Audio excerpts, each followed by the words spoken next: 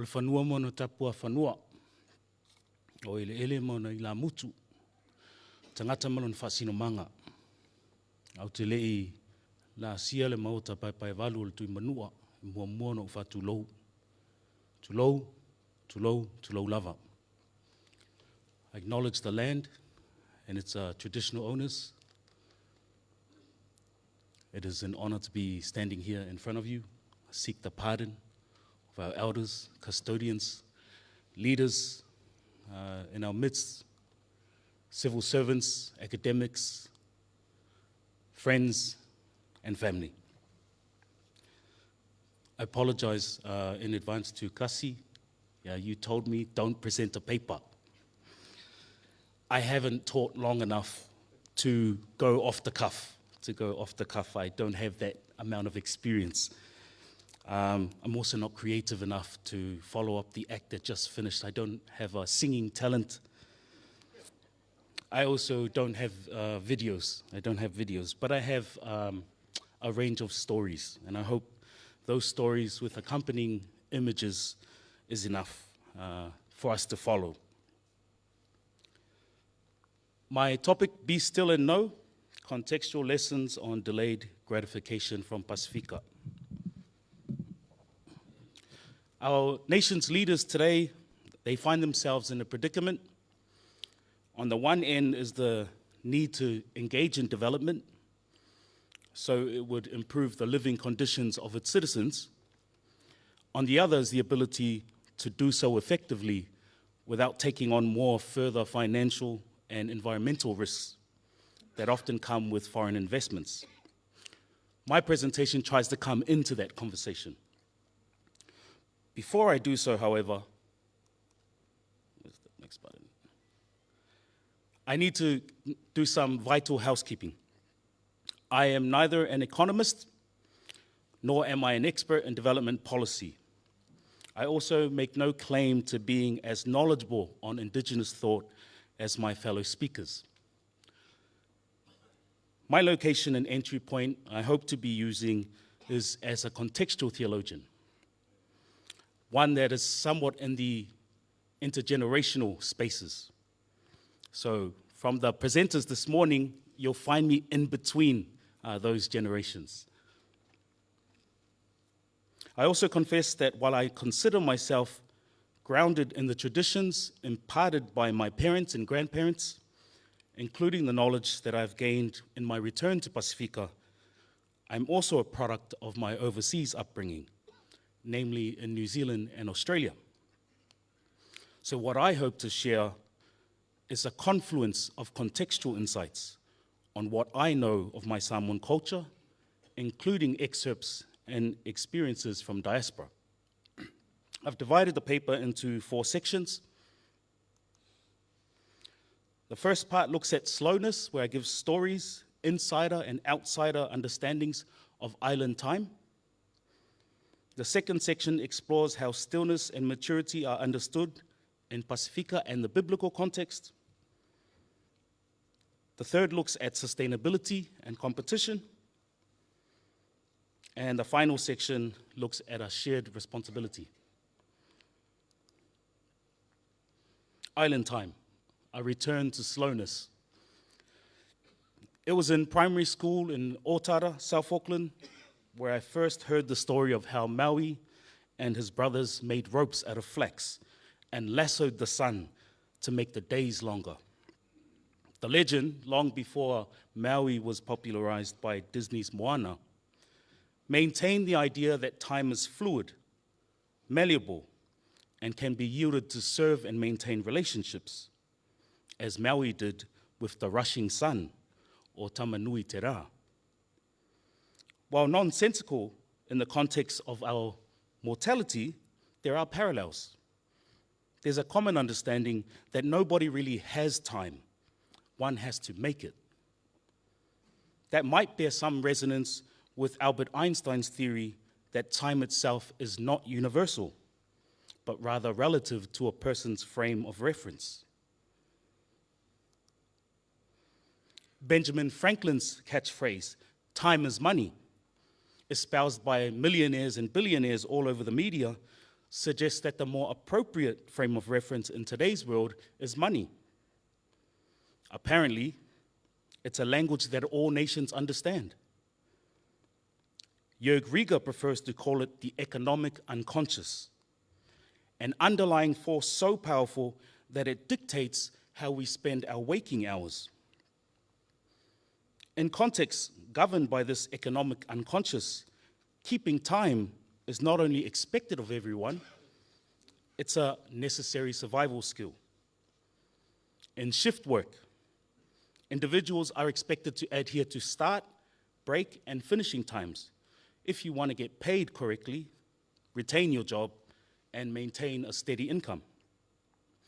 It can also be seen in formal education, where the skills being developed and the content being delivered are done predominantly with the marketplace in mind. John Rohan voiced a similar concern about education in the Solomon Islands. In his view, no amount of tinkering with curricula, teacher training, expert advice, and the setting of national priorities will advance unless it is understood that the marketplace is firmly in the driver's seat.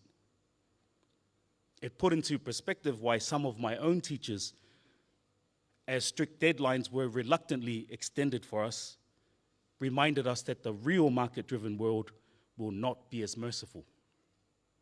The result, in my experience, is that it left us with a skewed understanding of time. It was no longer valuable because of what or who it was spent on. It was a mere means to wealth, or material wealth. A small trade-off, seemingly, with economic security becoming the main priority. I recall my father saying to me on my first day of work in Australia, he said, "Son, don't work for money. That will come and go. Work for a purpose instead." The advice did not fully register until I lived in Samoa. I woke up one day just before noon after staying up late. I was greeted by two of my cousins returning from the plantation. I asked if I could tag along with them, assuming that they had come home for lunch. To my surprise, and perhaps humiliation, they both said that they were done for the day. The Westerner in me would call that a half day, or dare I say it, a lazy day. But I knew my frame of reference was wrong. I had always known that our people worked with the sun and not against it, but it was still refreshing to still see family members more attuned to the earth than to a clock. The irony of village life, as I discovered, was that the days felt longer when I stopped obsessing about keeping time. This sensation, according to Professor Va'ai, is because island time resonates more with kairos, where time is measured in moments and opportunities, than it does with chronos, where time is sequential and linear. He elaborates further. Island time is not controlled by the Western notion of immutability, because the Pacifica attitude to time is always flexible and indeterminate due to the importance of seasons and the relationships that cluster around those seasons. This is why Pacifica dirt communities are not good with chronological timekeeping. At best, the iconic island time celebrated by our peoples has been embraced for its kairos dimensions, where being in the moment and savoring its memories supersedes any need to hurry things along. At worst, island time is a stereotype used in the chronological sense to belittle islanders for their apparent lack of punctuality or laziness. How island time is perceived, therefore, depends largely on a person's frame of reference. For example, island time t-shirts, keychains, and other souvenirs are popular choices for visiting tourists. "I'm on Fiji time. No hurry, no worry," says one of the biggest sellers. In addition to the wholesome experience of trying exotic foods, seeing the tropical scenery, feeling the white sand of our beaches between their toes, tourists also get a majestic sense of timelessness. For these individuals, being lost in time is precisely the goal, as if to be freed from one's master. It's an entirely different experience from the Fiji resort worker that has to wake up at 4 a.m. to catch 2 buses for a shift that starts at 7. For the person on vacation, time expands as the obligation to make money recedes. As the weight moves away from their work routines, also known as their cash pursuits, they suddenly have ample time to make memories. For the local worker, time is linear and therefore scarce and constricted. Since paying bills and putting food on the table is priority, one has to divide whatever time is left on other family responsibilities. Because this is a matter of survival in today's economy, there's an inevitable need to maintain a balance between the two. Some are convinced that slowing down time is not even possible. That was until our economies were hit by COVID-19, revealing that it is possible. But do we need another pandemic to reassess our values and frames of reference? In the 2 scenarios given, time is essential, not for the same reasons. Time that is driven by economic pursuits is underscored by a desire for instant gratification. It's an invasive philosophy, validated by a world built on the indulgence of fast foods, faster cars, instant internet speeds, get-rich-quick schemes, and the list goes on.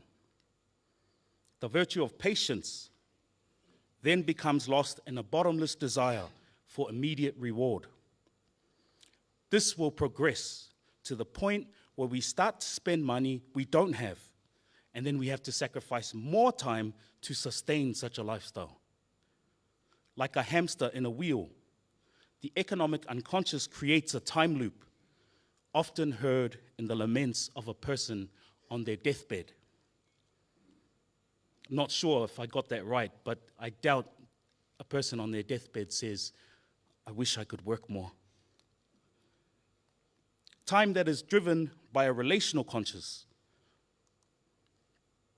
as in the subsistence economies of our forebears, it followed a much slower cosmic rhythm. These communities generated enough wealth to sustain their livelihoods, using methods that preserved the well-being of human and non-human life. For these generations, efficiency was not about producing as much as possible in the least amount of time. It was about making the little they had last longer and being more resourceful.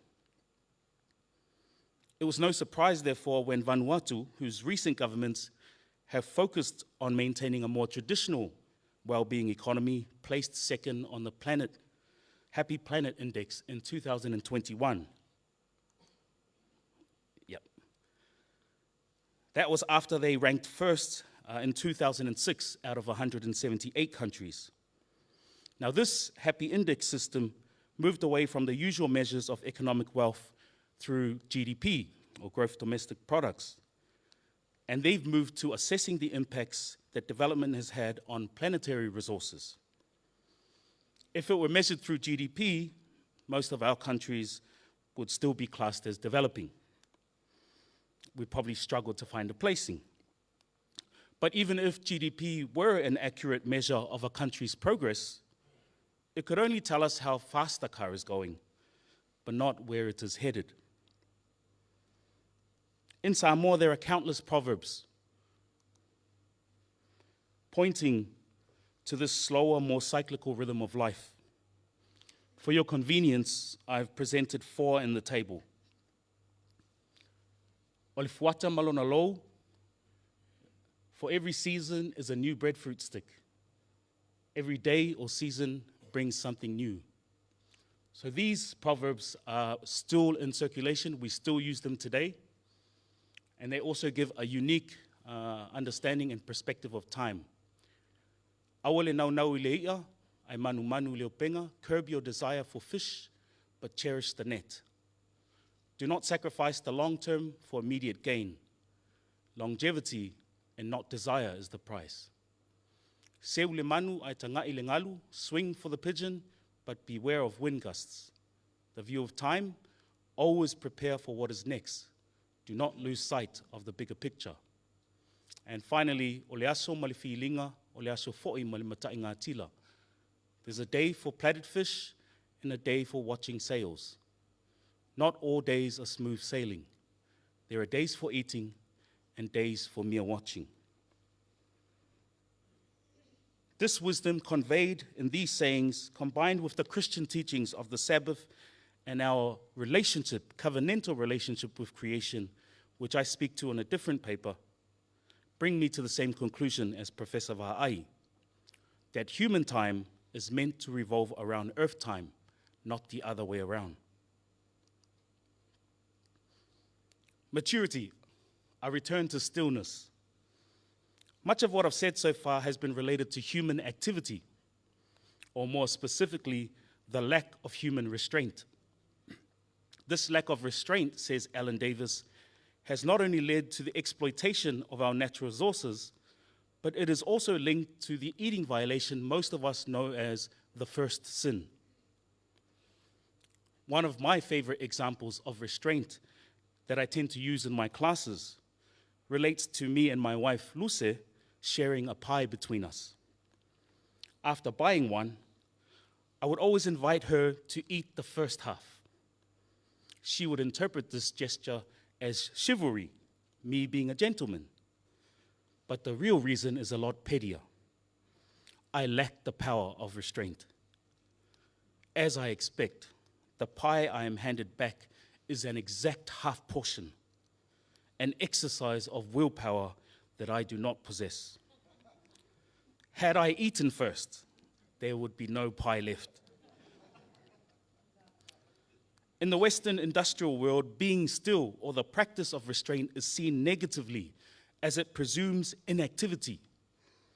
In Pacifica cultures and contexts, being idle or not being overly reactive points to maturity. That is, by allowing things to happen in due course without trying to hasten the process. An impulsive decision or idea in Samoa is often referred to as potomoto. That's translated as knowledge, poto, that is immature or unripe, moto. This is the opposite of tofa and moi, which translate as wisdom. But those words also denote sleep, the meditative realm where wisdom matures.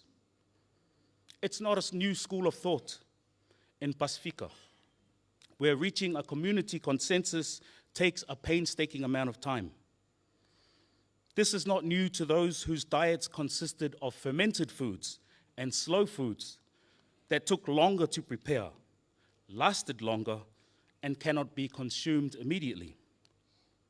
It might be new, however, to neoliberal capitalist economies, where the absence of human intervention is seen as counterproductive to growth and gratification.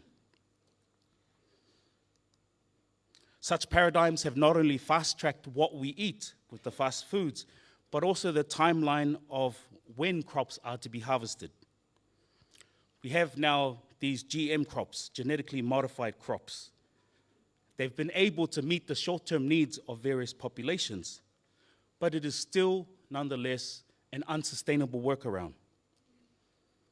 Keith Barber's study in 2021 of GM foods, and he was talking about the need to include Mātauranga Māori, indigenous knowledge in Aotearoa.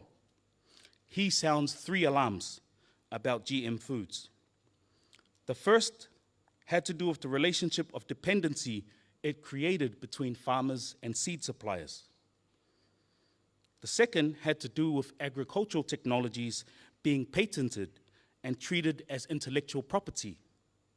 Yet another privatization of knowledge done for personal gain and not for the betterment of all.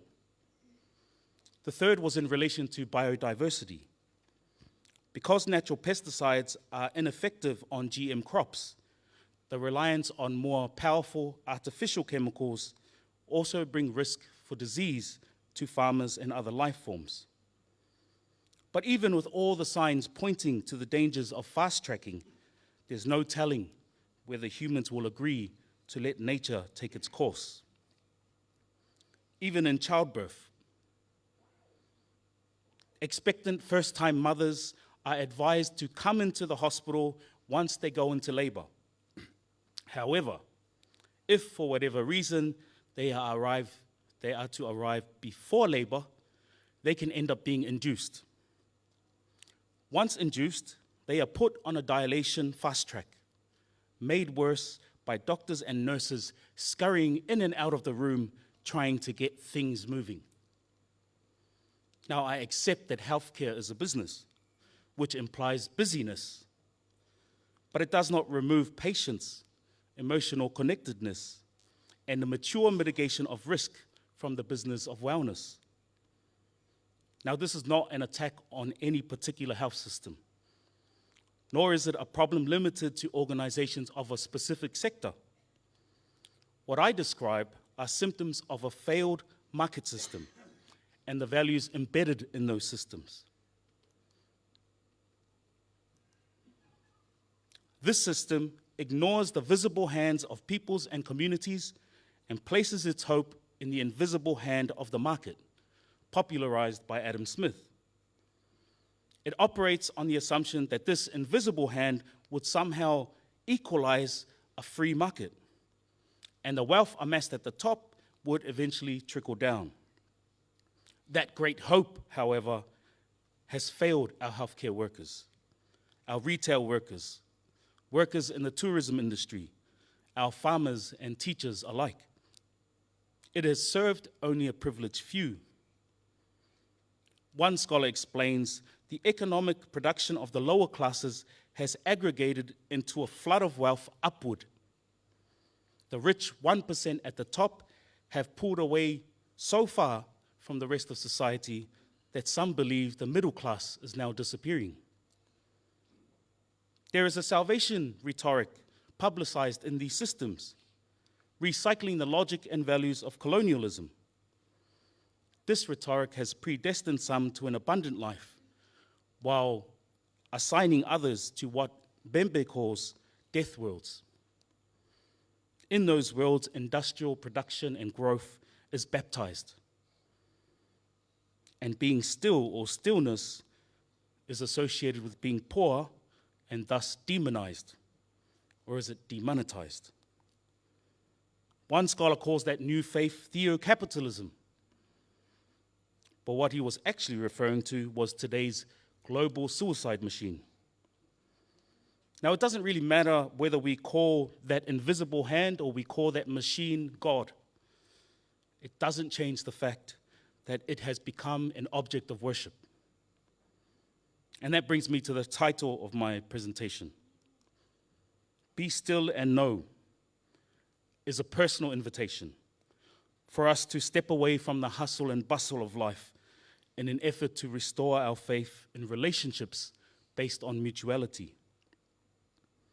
What we know of God, of the other, and of ourselves cannot mature if we are always busy and caught up within the time loops of our own making.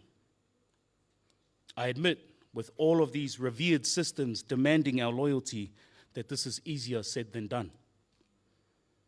Inside the context of Psalm 46, where you'll see the phrase, that actual phrase has an instruction and a declaration. The fuller phrase, be still and know that I am God. The invitation was direct invitation from God, asking humans to put their trust in God and not the strength of their military systems. In terms of the declaration, one African scholar says that this should be the main catalyst for human confidence in God. Now, I don't want to take anything away from that interpretation, but I wondered why the call to stillness, which came before the declaration, did not receive much attention. If we are to have confidence in God, then being able to be still, to hear God in the midst of chaos, should have been part of that catalyst. Sustainability, placing hope in relationality. The challenge of walking in the path of ancient wisdom, placing our trust in relationality instead of contracts based on materialism, it comes with enormous risks. So I hope we are under no illusion. The most challenging will be in our willingness to forego some of the low-lying fruits with reference to our modern conveniences in order to nurture more viable economies in the long run. In a metaphoric sense, it implies the possibility of losing a limb to save the body. Such a challenge will require hoping against hope, or hoping against all hope, to use the language of Paul. That is, if our hope is to re-script a story in this new normal of a Pasifika we want, using what we already have. This hope in the wisdom and self-determination of our peoples is not lost. It's present in our understanding and use of time, in our resilience and resourcefulness, in our ability to delay instant gratification, and also in the maturity of our decision-making. Much of these wisdoms have been overshadowed by profit-driven notions of growth. They've been replaced by economic competition.